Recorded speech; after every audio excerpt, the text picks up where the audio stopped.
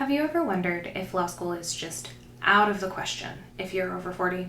Do you have to give up your law school dreams? Is it harder to apply? Are you gonna have friends? Is everyone just gonna think you're old? First, very importantly, 40 and 40 plus are not old. Second, if you've considered any of these questions, this video is for you.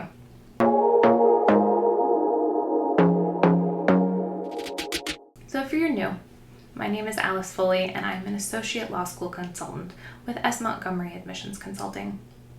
We specialize in first-generation and minority law school application support, and I come to private consulting with almost a decade of law school admissions experience.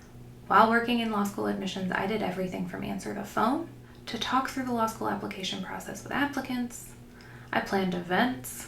I also, probably importantly, sat on the admissions committee for a very long time and read a lot of files and helped make a lot of decisions. The other thing that I did is I worked really closely and supported a lot of our law students that were currently in class, even the ones that were over 40. And can I tell you, they were some of my favorite students. I learned a lot from them. They always had very interesting stories of what brought them to law school. They were truly some of my favorite applications to read because they had lots of life experience, and they could tell me a really clear reason why leaving a career and coming to law school was the right decision for them. So in this video, we are going to cover why you should not give up on that law school dream even if you have already celebrated your 40th birthday, some additional application considerations for you. And I'm also going to clue you in onto a couple of resources that are available once you start law school.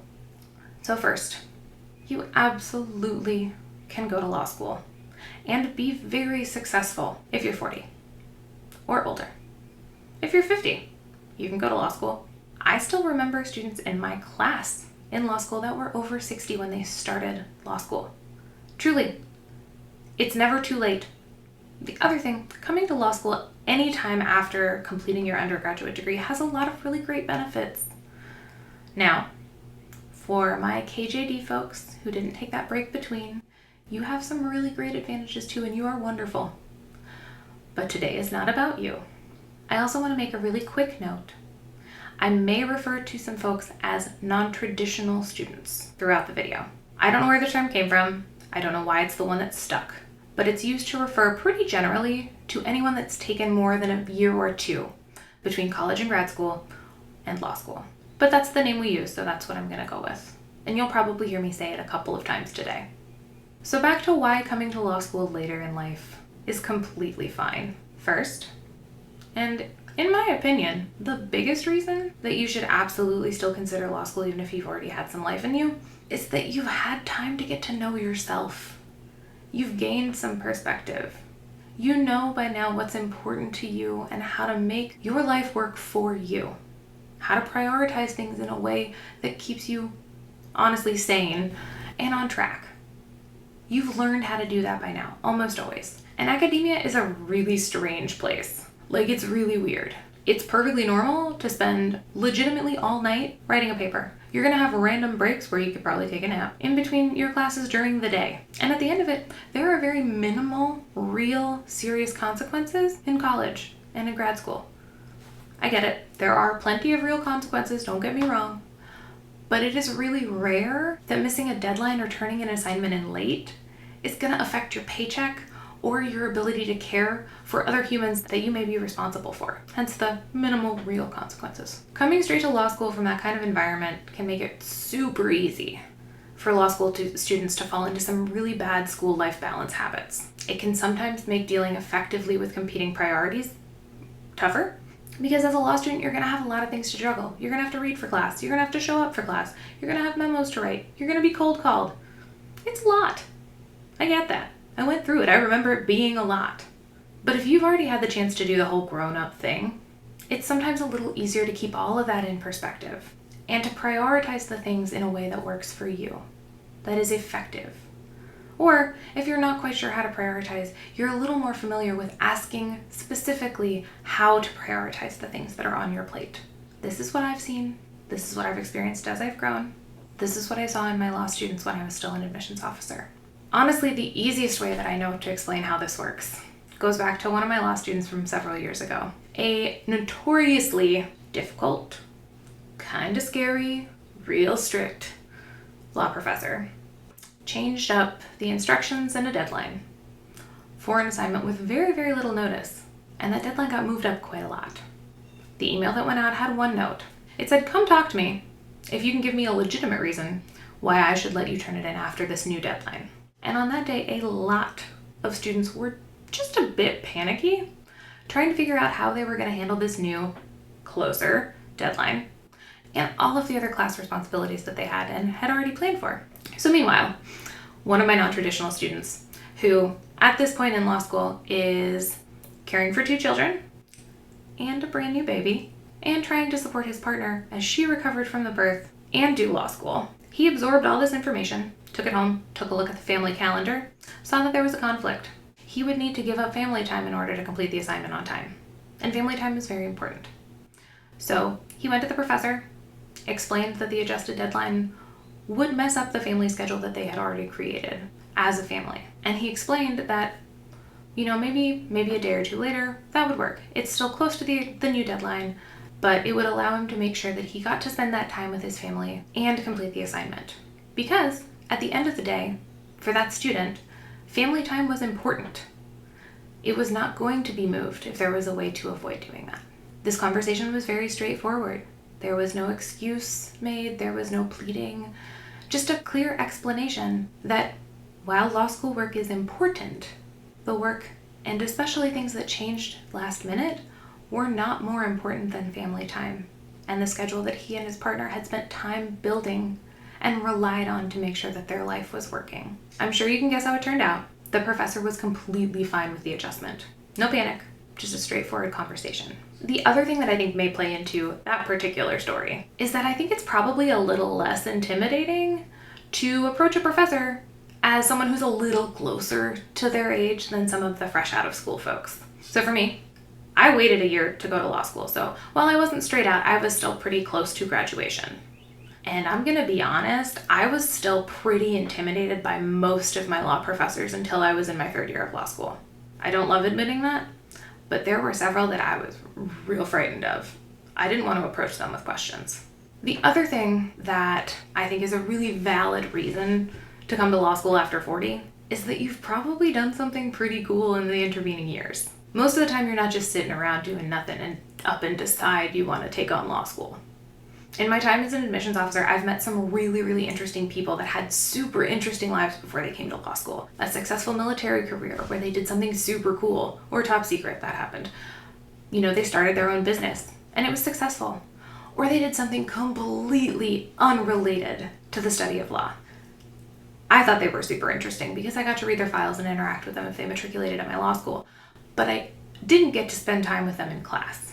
I know what it was like when we had students like that in my law school classes.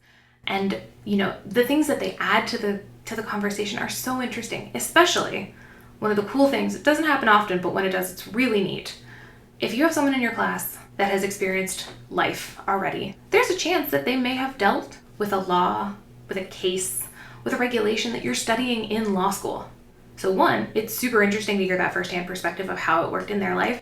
And 2, as the person with the experience, it's probably just a smidge easier to learn a law that you've already had to deal with. So next up, we're going to talk about applying to law school as a non-traditional student. There are a handful of things that I do want to get out of the way right quick before we even go into anything. Number 1, your birthday is on your application. We're going to know the year that you were born. We're going to see that. And at the end of the day, we're going to take it into consideration as we move through the application process. And number 2, like I said, that's part of the context we consider. It means that different things are weighed just a bit more heavily or less heavily than others. Holistic application review is very beneficial for precisely this reason. Each applicant is approached as a singular applicant. All of their context comes into play. So for someone who's had some life experience, a GPA and a test score are absolutely going to matter. But if you graduated from college 20 years ago and you had a 3.0, and your LSAT's right on median for the school that I'm working for, but you also founded a successful Fortune 500 company. Maybe not that, but you started a business and it's been great. It's been super successful. And that's what you've been doing for the last 15 years of your life. I'm going to pay slightly less attention to that 20-year-old GPA and a little bit more attention to things like your resume and letters of recommendation from folks that have been working with you recently. I'm going to be much less concerned if you don't have an academic letter of recommendation or you don't have a particularly strong one because you were in school a long time ago. I am, however, going to be a little bit more concerned if your writing isn't particularly strong, especially, probably like our example above, if you're in a field where writing is important. I want to make sure that you can write well. So on the letters of recommendation front, like I said, I'd be fine probably if you didn't have an academic letter of recommendation. I know most schools require or strongly prefer. There is almost always just a little asterisk, a little parentheses that says, if you graduated more than a handful of years ago, sometimes it's 5, sometimes it's 10, sometimes they don't say a number, use your judgment. Or, like I almost always say, call the admissions office and ask. You don't need to worry about getting that academic letter of recommendation because it's not going to speak to what you've been doing recently. The other thing that I know you might be worrying about, especially if you've had a long and wonderful career, is your resume. So you may have heard advice that law school application resumes need to be 1 page, at most 2. That's true. However, for someone who has a 20 or 30 year work experience, we understand that it may spill onto that 3rd page. Use your judgment. It is still part of your application, so you are going to approach this with an agenda. Your law school resume should still be part of that entire narrative that you are giving me as an admissions officer with your application. It should be part of the cohesive story, that beautiful picture that you are painting for me as an application reader. So finally, you've gone through the application process, you got accepted. Now what do you do? My first and best advice is that you need to embrace your new community. I know you may be spending time with a lot of people that are sometimes very much younger than you. They may not have had quite as much life experience and they may have different priorities, but they can be a lot of fun too. They can also teach you super interesting things. I learned a ton from my law students as I grew working as an admissions officer. The other thing is that a lot of those students, especially the younger ones, find it kind of nice to have a real grown-up around. You know stuff they don't, and they like to know that. Second, you're not going to be alone. While the majority of law school applicants are still between 21, 26-ish, almost a quarter of law school applications came in from folks that are 30 or older. You're not going to be the only grown-up. You will have people that have experienced life just like you. The other thing, if you want to go to law school parties with the rest of your class, go for it. There's nothing that says you can't. If that's your scene, by all means, join the fun. If you think that going to a law school party sounds like your nightmare, that's totally fine too. I'm also willing to bet that there are probably some of your classmates who would love an alternative to just party, and you've had a lot more time to figure out fun stuff to do. Do you have babysitter required age children? So like little tiny humans? You have a whole class of people, and at least some of them are going to be really hyped to babysit your kids. I really loved that. We had a handful of children in my law school class, and I'm pretty sure half of us watched them for some amount of time. It was so much fun. And finally, most law schools are going to have at least one dedicated student organization for folks just like you. For students that come to law school with life experience, they took their time to get there. Now, they typically fall into 2 categories, mainly. There's one that typically has non-traditional student in the name, or I've also seen it as older, wiser law students. There are a handful of chapters of that across the United States. And then the other thing that it sometimes shows up as, because a lot of times there's overlap, is a parents group. You don't always have to be a parent to join, but you might look into finding some people who are closer to your age or who have dealt with the same life experiences that you have at this point.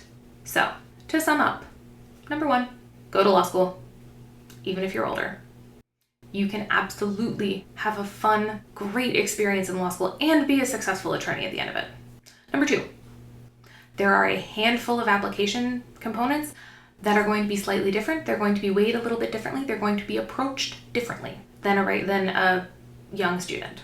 And number 3, please lean into the experience in law school. Try to get the most out of it. If you found this video helpful, please like and subscribe. And if you know somebody that needs to hear this, share it with them. Talk soon.